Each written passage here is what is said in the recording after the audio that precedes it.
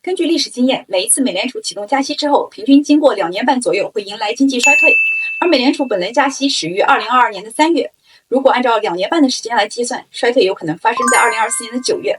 2024年即将到来，我们担心的经济衰退是否会发生呢？今天的节目我们就来聊一聊这个话题。欢迎回到我的频道，我频道的理念是与你共同成长，助你实现财务自由。我在频道中会分享投资理财的知识和个人成长的内容，欢迎点赞转发并订阅我的频道，你的支持是我持续创作的动力。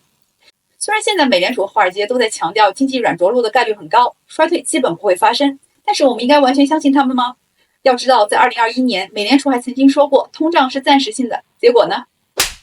经济发展都是有周期性的，经济周期的4个阶段：繁荣、衰退、萧条和复苏，周而复始，从不会发生例外。繁荣之后必会走向衰退和萧条。现在问题不是经济衰退会不会发生，而是什么时候会到来。一旦经济衰退来临，我们关心的是对我们会造成什么样的影响。普通人在经济衰退时应该怎样进行理财和投资？虽说经济衰退通常都是由多重因素共同作用导致，但是每一次衰退都有各自的主导原因，原因不同导致的结果也不甚一致，应对的手段也各不相同。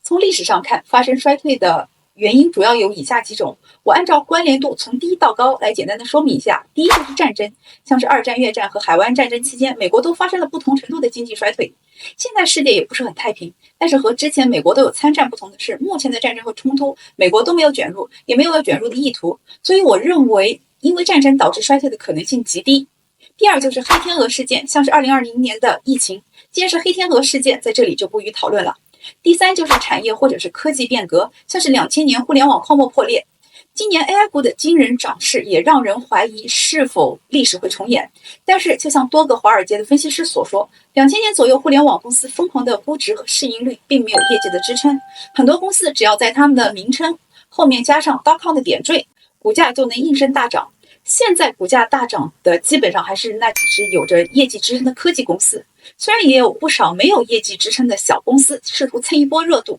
但是市场并不买他们的账。由此也可以看出，市场在被教育了这么多年之后也变得更加聪明了。第四就是金融系统因为监管缺位或者是系统风险被低估所导致，最典型的就是08年的次贷危机，当时造成了很多金融机构资本大幅下降甚至破产，并且传导到世界各地，导致世界范围内的经济大衰退。像今年3月硅谷银行等几家银行的倒闭就有着一触即发的风险。不过美联储在08年之后也是吸取了很多的教训，加强了监管，也有更多的工具来应对突然出现的违约潮，所以衰退并没有因此发生。3月硅谷银行倒闭之后，我曾经专门做了一期节目，也预测它不会触发新一轮的金融危机，我把链接放在本期节目下方的描述栏中，感兴趣的朋友可以去收看。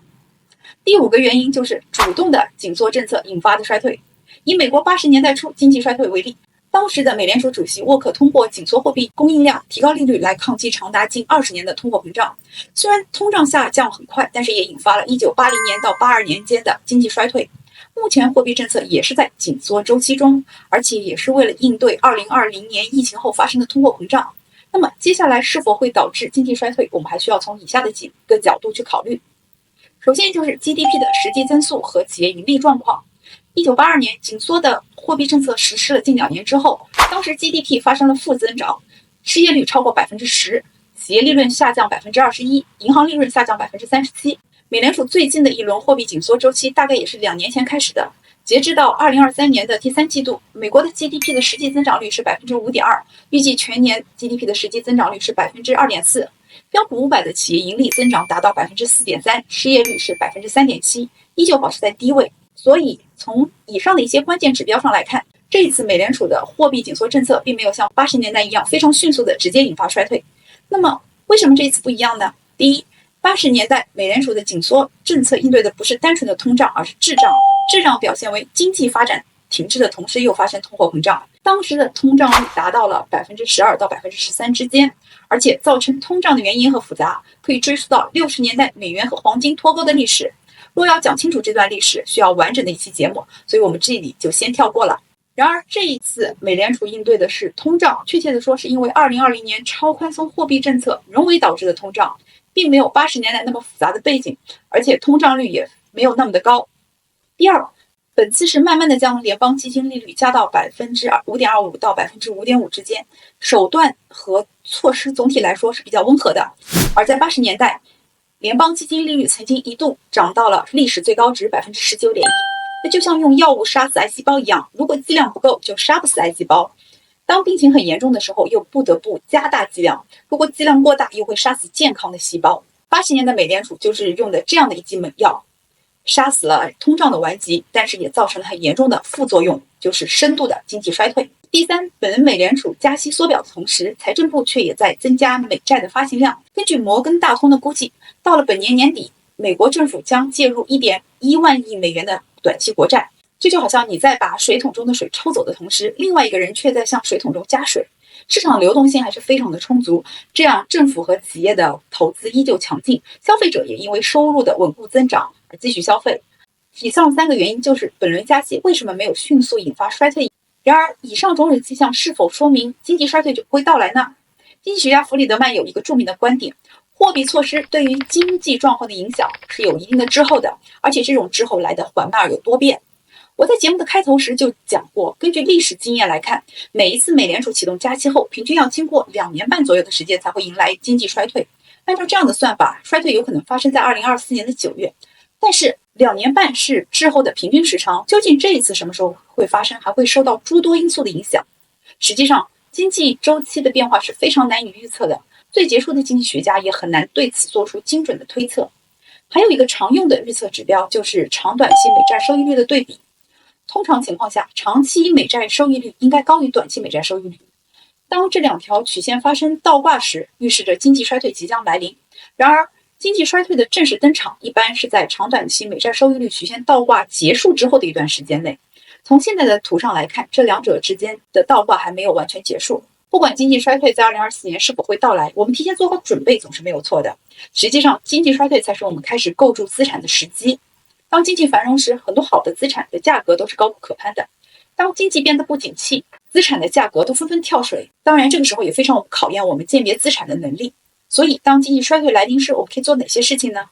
第一，就是留意经济衰退时期依旧表现良好的股票。当海浪退去，我们才知道谁在裸泳。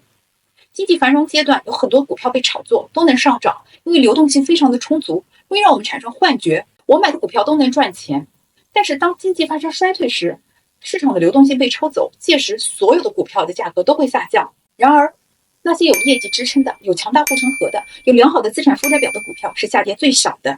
而那些被炒作股票在这一期间会纷纷现出原形。因此，衰退并不都是坏事，而是帮我们鉴定股票的时机，而且此时也正是我们买入这些股票的最佳时机。巴菲特曾经就说过，别人恐慌时我贪婪，就是这个意思。第二，投资避险资产。在经济衰退期间，避险资产像是黄金、比特币等，往往会逆势上涨。不过，对于对金融的专业知识了解不多的普通人来说，投资这类资产却不是一件很容易的事情。第三，现金为王。在大多数情况下，现金是不能够提供投资者回报的，尤其考虑到通货膨胀，现金是一种会严重贬值的资产。世界上最大的对冲基金公司的创始人达利欧曾经就说过，现金就是垃圾。但是在面对可能发生的经济衰退时，他却又改口说，现金不仅不是垃圾，拥有现金的都是王者。经济发生衰退时，当持有足够的现金，我们才能够有机会用较低的价格买入心仪的资产，无论是优质的房地产还是股票，然后持这些资产待涨。好了，今天的分享就是这样。如果经济衰退来临，你会怎样进行投资跟理财呢？欢迎在评论区留言。那我们下期节目再见，拜拜。